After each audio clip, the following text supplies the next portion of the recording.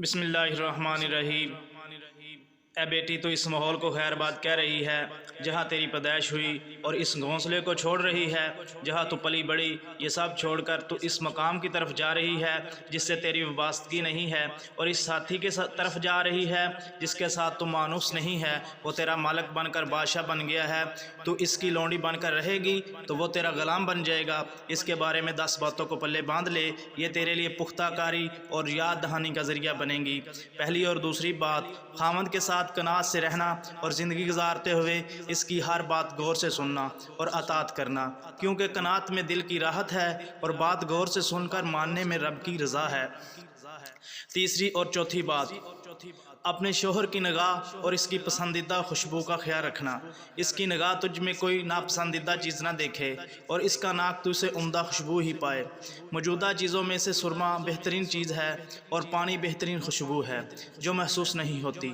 پانچویں اور چھٹی بات، اپنے سر تاج کے کھانے کے اوقات کو مد نظر رکھنا اور اس کی نیند کے وقت محتاط رہنا، کیونکہ بھوک کی شدت آدمی کو بھڑکاتی ہے اور نیند کی خرابی غضبناک بنا دیتی ہے۔ ساتویں اور آٹھویں بات، اپنے مجازی خدا کے قرابت داروں اور اہل و عیال کا خیال رکھنا اور اس کے مال کی حفاظت کرنا، کیونکہ مال کی حفاظت حسن تقدیر کی علامت ہے، اور قرابت داری اور رشتہ داری کا لحاظ حسن تقدیر ہے۔ نویں اور 10ویں بات، اپنے آقا مالک کا کوئی راز افشا نہ کرنا اور کسی بھی حال میں اس کی نافرمانی سے بچنا۔ اگر تو نے اس کے کسی راز کو کھولا تو اس کی بے وفائی سے محفوظ نہیں رہے گی، تو اس کے سینے کو غصہ نفرت سے بھر دو گی۔ اے میری پیاری بیٹی، جب وہ کبیدہ خاطر ہو تو اس کے سامنے خوشی کا اظہار مت کرنا، اور جب وہ خوش ہو تو منہ بسور کر نہ بیٹھنا، کیونکہ پہلی عادت کوتاہی شمار ہوتی ہے، دوسری سے ماحول گدلا ہوتا ہے۔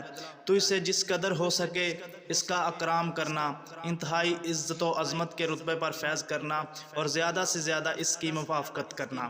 اور بیٹی یاد رکھنا، جب تک تو اپنی پسند و ناپسند میں اپنی مرضی کو اس کی مرضی پر قربان نہیں کرے گی، اور اس کی خواہش کو اپنی خواہش پر ترجیح نہیں دے گی، اس کی محبت اور اس کے پیار کی اس مقدار کو حاصل نہیں کر سکے گی جسے تو حاصل کرنا چاہتی ہے۔ اللہ تیرے لیے خیر و بلائی کا سامان کرے اور تیری حفاظت فرمائے۔ اس کے بعد رخصتی ہوگی، اور پھر ان وصیتوں پر عمل کی بدولت اس لڑکی نے اپنے خاوند کے ہاں بڑی عظمت پائی، اور اس کے لیے بادشاہوں کو جنم دیا جنہوں نے اس کے بعد بادشاہت کی۔